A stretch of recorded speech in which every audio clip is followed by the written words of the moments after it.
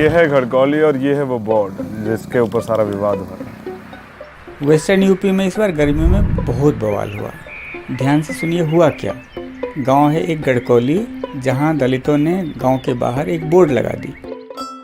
अब बोर्ड देखते ही ठाकुर भड़क गए, पुलिस आ गई और बोर्ड को काले रंग से पोत दिया गया। ये कहानी बस एक बोर्ड की नहीं है, ये एक किस्सा है दलितों में सालों से उबल रहे गुस्से का, और इस गुस्से से निकली भीम आर्मी।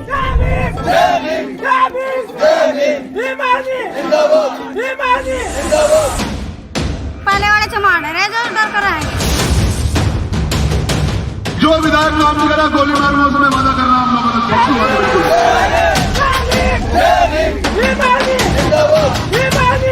समाज के गद्दारों, ए बाबा साहब अम्बेडकर के गद्दारों, तुम उस वक्त कहाँ थे जब हमें पानी नहीं पीने दिया जाता था।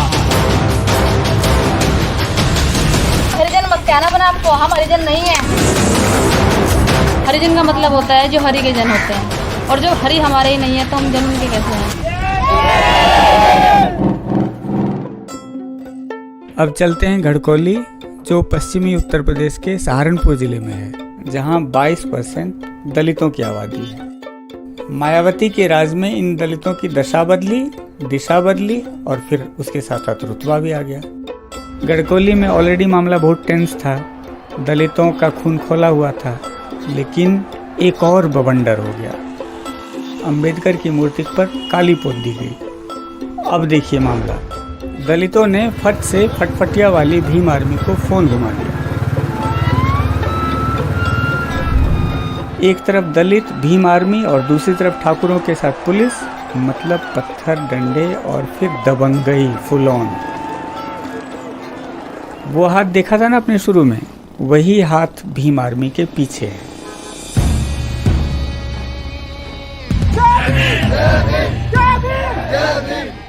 भीम आर्मी एक विचारधारा है।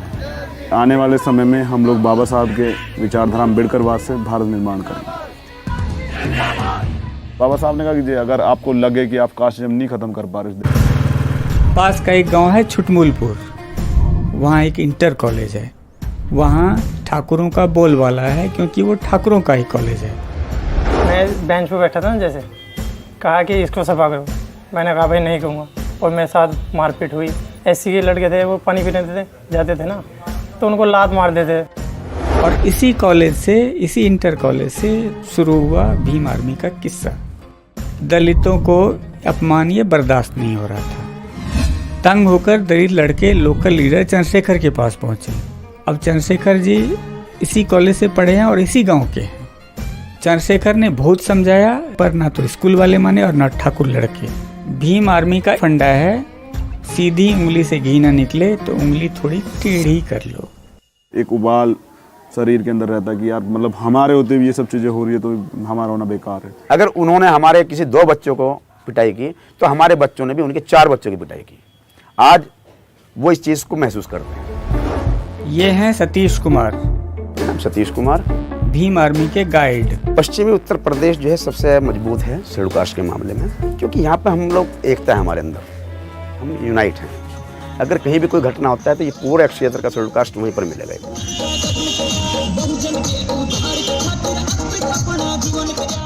वो उस वक्त ना कोई पार्टी देखा कि ये बीएसपी है, बीजेपी है, कांग्रेस है, नहीं, वो अपने शेड्यूल कास्ट के पीछे खड़ा है, लामबंद हो जाता है। आज भी एससी दलित जो है वो बीएसपी के साथ है। वो इस उम्मीद में है कि शायद मायावती या बीएसपी इस काशीराम जी के जो उनका वो था उसको आगे लेकर चलेंगे और दलित समाज का भला होगा। और हमारा जो संगठन है भीम आर्मी, हम और चंद्रशेखर जी या विनय भाई, हमारा कभी यह उद्देश्य नहीं है कि हम लोग उसको भीम आर्मी बीएसपी का विरोध करें, नहीं, हम बीएसपी के भी साथ हैं। जो हमारे समाज के लिए कार्य करेगा भीम आर्मी उसके साथ है, जो समाज का काम करेगा भीम आर्मी उसके साथ खड़ी।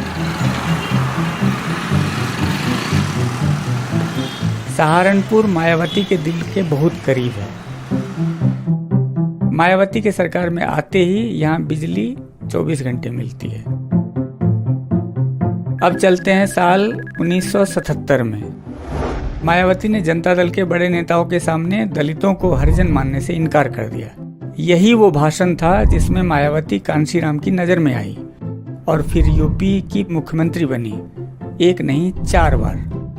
बाकी तो इतिहास है जो आप जानते ही हैं। गांधी ने कहा था हम लोगों को हम हरिजन हैं। जो ब्राह्मणवादी लोग हैं हरि के जन वो हैं, हरिजन भी वही हैं, हम लोग हरिजन नहीं हैं। भीम आर्मी में भी एक दमदार महिला नेता है जो धारदार बोलती हैं और लोगों से डायरेक्ट कनेक्ट रखती है।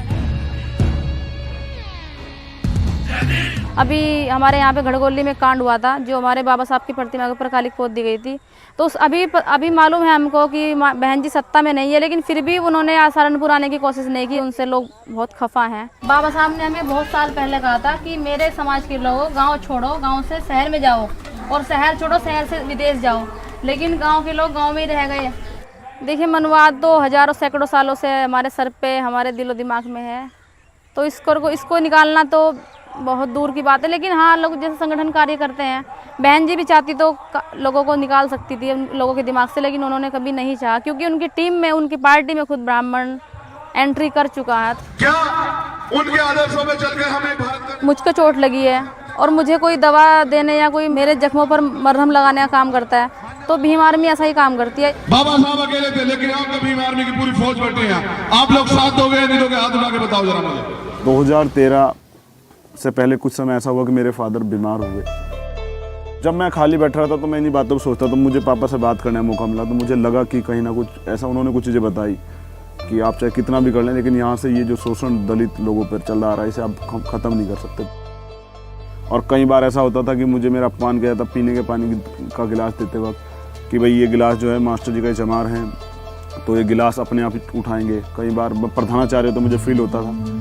रोहित वोमले का एक मामला हुआ था कि एक युवा पीएचडी करने वाले छात्र को साजिशन मार दिया जाता है, क्योंकि वो वहाँ अम्बेडकरवाद का ज़्यादा प्रचार कर रहा था। और उसके बाद भीम आर्मी के चलते एक ऊना में जो कांड हुआ है कि वाल्मीकि समाज के कुछ लड़कों को इसलिए पीटा जाता है कि वो मरे हुए जानवर लेके जा रहे थे। लेकिन जैसे सोशल मीडिया आया तो ये सब चीज़ें आज आम आदमी ने देखना स्टार्ट कर दिया। इस कम्युनिटी ने फील किया कि इनके साथ शोषण होता है, जबकि ये बहुत दिनों से चला आ रहा है। जात पात के नाम पे भेदभाव यह आम बात है, हर दिन अखबार में हम पढ़ते हैं। लेकिन भीम आर्मी उन केसेस को उठाती हैं जो दिखते सामान्य हैं लेकिन होते बहुत बड़े हैं।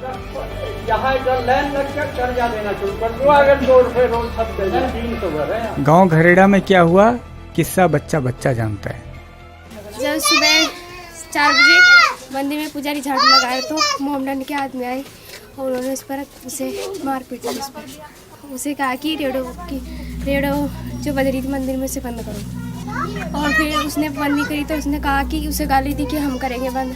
तो फिर उसने जो रविदास के मंदिर की मूर्ति थी उस पर कालिक पोत दी। जब रविदास की मूर्ति पर कालिक पोतने की बात हुई तो चंद्रशेखर फौरन पहुंच गए मामला सुलझाने। जो लोग इस तरह की फिजा खराब करना चाहते हैं ना, मैंने कहा उन्हें ये बता देना, अगर वो कहीं किसी के हत्या चढ़ जाते ना वहाँ से मार के, तो भारी हो जाता उन्हें मामला।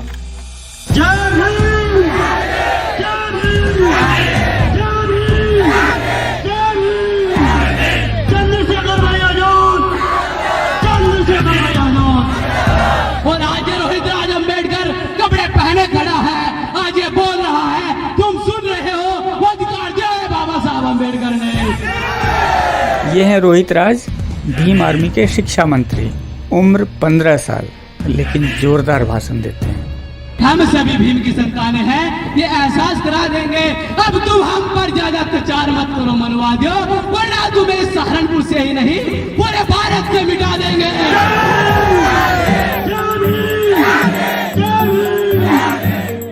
इनके गांव में भी संत रविदास मूर्ति पर कालिक पोती गई तो जोश में आकर इन्होंने ज्वाइन कर ली भीम आर्मी। गांव घुसोत्ती के अंदर रविदास जी की मूर्ति खंडित किया गया। भीम आर्मी लगभग जब हमारे गांव में कांड हुआ था उसमें भीम आर्मी भी आया था। तो जो मन में क्रोध हुआ कि जो हमारे गुरुओं के गुरु है, जो हमारे बाप के बाप है, यदि कोई व्यक्ति हमारे बाप के मुंह पर चाटा मारता है तो उसको कैसा लगता है, यही सोचकर मेरे अंदर वो क्रोध उत्पन्न हुआ। ये जो रैली है ये भीम आर्मी ने ऑर्गेनाइज की है अपना कैडर बढ़ाने के लिए। ये बोलते हैं कि आप काम गलत कर रहे हो या अच्छे कर रहे हो। जो हम वीडियो बनाते हैं उनको दिखाते हैं कि आप ही बताओ पापा कि हम गलत काम कर रहे हैं, अच्छे काम कर रहे हैं। क्योंकि किसी समाज को थोड़ा प्रचार करने के लिए बाबा साहब अम्बेडकर के मिशन में थोड़ा समय लगा दी, जिसकी वजह से आज हम बोल रहे हैं, जो भी काम कर रहे हैं। यदि हम उनका थोड़ा सा कर्ज उतार दें तो उसमें कोई एतराज़ नहीं पाती, क्योंकि जो भी हमारे को मेन टारगेट है वो शिक्षा के आधार पर है, क्योंकि जो हमारे समाज के बच्चे हैं वो अधिकतर शिक्षा के माध्यम से ही पीछे। बाबा साहब का मोटो था शिक्षित बनिए, संगठित रहिए और संघर्ष कीजिए, लेकिन भीम आर्मी ने उसमें थोड़ा सा चेंज कर दिया कि शिक्षित बनिए, संगठित रहिए, संघर्ष कीजिए और स्वाभिमानी बनिए।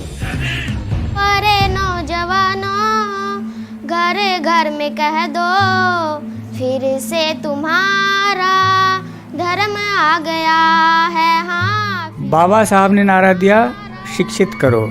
उसी से इंस्पायर्ड होकर इन्होंने खोले फ्री ट्यूशन सेंटर। मेरे गांव का नाम विलेज कुम्हारेड़ा, जिसमें ये भीम आर्मी कोचिंग सेंटर चलता है और यहाँ पे अधिकतर जो है सभी गांव वाले शेड्यूल कास्ट के हैं। स्कूल और कॉलेज में चाहे वो सरकारी हो चाहे प्राइवेट हो, वहाँ कुछ ना कुछ कमी रह जाती है। जैसे हमने जब ये सेंटर स्टार्ट किया था तब हम पूछते थे बच्चों को इंग्लिश में नाम पता, तो बच्चे को बताने में असमर्थ थे।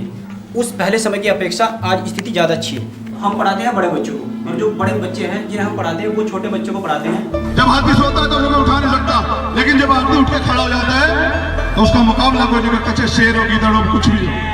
तो वो उस हाथी की तरह जो आज लेटा हुआ है, अब कब खड़े होंगे मुझे ये भी बता दो। इस स्वाभिमान की लड़ाई में कई किरदार हैं और सबका यही कहना है अब टाइम तो भाई हमारा है। जब तक आदमी ये ना सोचे कि मुझे कुछ करना है बाई हुक बाई क्रुक, तो तब तक काम चलेगा नहीं। बाबा साहब ये कहते हैं, जाओ अपनी घर की दीवारों पे लिख दो तुम इस देश के शासक, और मैं अपनी कम्युनिटी को शासक बनाना चाहता हूँ।